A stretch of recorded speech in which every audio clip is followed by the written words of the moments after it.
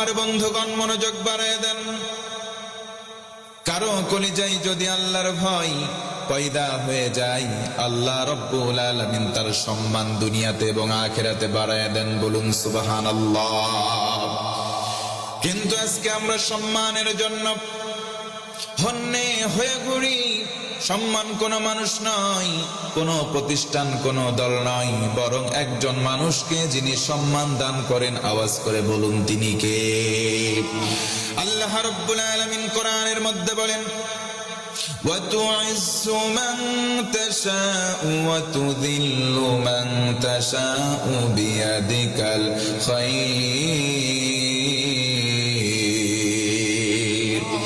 আল্লাহ রাব্বুল আলামিন বলেন, ও গোলাম, সম্মান দেওয়ার মালিক আমি আল্লাহ, বেইজ্জতি করার মালিক আমি আল্লাহ। তুমি যদি সম্মান পাওয়ার জন্য উদ্গ্রীব হয়ে যাও, অন্য কারো কাছে ধর্ণা দিবা না, কারণ আমি আল্লাহ তাআলা সম্মান দান করি, আমি আল্লাহ বেইজ্জতি দেই। ও মুসলমান, এই জন্য সম্মান যদি চাইতে হয়, চাইবো এক মালিকের কাছে। বলেন তো মালিকটা কে? আল্লাহ আমাদের রব, আল্লাহ আমাদের সব। ও মুসলমান ভাই, এই জন্য বলেন তো দেখি, আল্লাহ আমার রব, আল্লাহ আমার সব বলে টিকে থাকার দরকার আছে না নাই?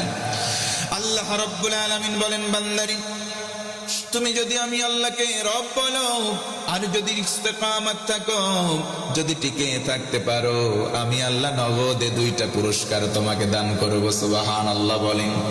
আল্লাহ রাব্বুল আলামিন বলেন, ইন্নাল্লাযীনা ক্বালু রাব্বুনাল্লাহু সুম্মা ইসতাকামু তাতানাজ্জালু আলাইহিমুল মালাঈকা আল্লা তাখাফু ওয়া লা তাহজানু ওয়া আবশিরু বিল জান্নাতিল্লাতী কুনতুম তুআদুন। আল্লাহ রাব্বুল আলামিন বলেন, বান্দারি, আমি আল্লাহকে যদি রব বলো, যদি টিকে থাকো, আমি আল্লাহ এতটাই খুশি হয়ে যাব, বান্দা তোমাকে 2টা নগদে পুরস্কার দিয়ে দেব। নাম্বার 1, 1 নম্বর পুরস্কার হলো, যেদিন তুমি মারা যাবা, যেদিন তুমি দুনিয়ার মোহ ত্যাগ করবা। ও ভাইরা, জানতে চাই, বলেন তো আমরা একদিন মারা যাব, কোনো সন্দেহ আছে নাকি? আল্লাহ রাব্বুল আলামিন বলেন, ইযা জাআ আজালুহুম লা ইস্তাখিরুনা সাআতাও ওয়া লা ইস্তাকদিমুন। সূরা বলা লাগবে আল্লাহু আকবার। আল্লাহ রাব্বুল আলামিন বলেন, বান্দারে, কুল্লু নাফসিন যায়িকাতুল মাউত, একদিন সবাই মারা যাবা। কোন দিন মারা যাবা কেউ জানে না। যেদিন তোমার নির্দিষ্ট গন্ডিসীমা শেষ হয়ে যাবে, সেদিন মালাকুল মাউত চলে আসবে।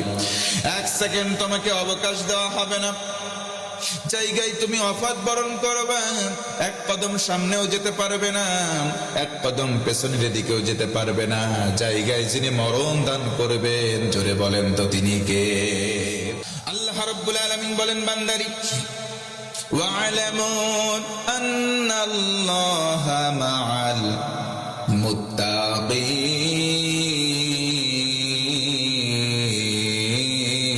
মুত্তাকিন। একটু জোরে বলা লাগবে আল্লাহু আকবার। আল্লাহ রাব্বুল আলামিন বলেন, বান্দারে জেনে রাখো, আমি আল্লাহর এলান, আমি আল্লাহর ঘোষণা, এক প্রকার আমি আল্লাহর ওয়াদা। ও মুসলমান বন্ধুগণ, বলেন তো আল্লাহর ওয়াদা কি মিথ্যা হতে পারে?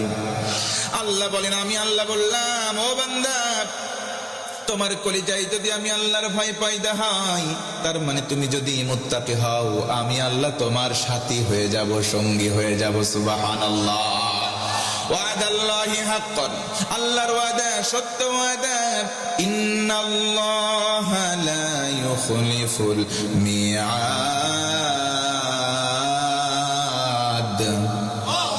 আল্লাহ ভিন্ন আয়াতে বলেন, বান্দারে, নিশ্চয় আমি আল্লাহ কোন ওয়াদা করলে সেটার বরখেলাফ হয় না, আমি আল্লাহ ওয়াদা ভঙ্গ করি না। কিন্তু আমাদের জমিনের মধ্যে অনেক নেতা আছে, ওয়াদা করে মাগার ওয়াদা খেলাফ করে, আছে না? না, তো আল্লাহ বলেন না, আমি বলেছি যেটা করব সেটা। কালিমাতুল্লাহি হিয়াল উলিয়া, আল্লাহ বলেন আমি আল্লাহর কথা সর্বাগ্রে প্রাধান্য পাই। সুবহানাল্লাহ পড়েন। 1 নম্বর আমল তাকওয়া। ইন্না আকরামাকুম ইনদাল্লাহি আতকাকুম।